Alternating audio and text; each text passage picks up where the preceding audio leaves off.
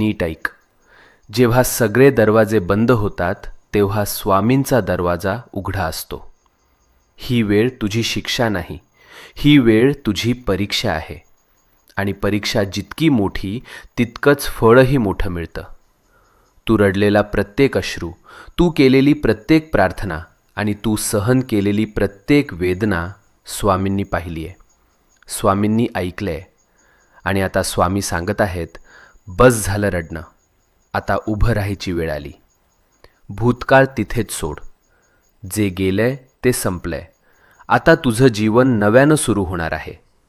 नवीन संधी, नवीन आनंद, नवीन यश, सगळं तुझ्या दाराशी उभं आहे. फक्त एक पाऊल पुढे टाक आणि मनापासून सांग, मी तयार आहे स्वामी, माझं आयुष्य बदलायला तयार आहे. आणि मग बघ चमत्कार कसा घडतो ते.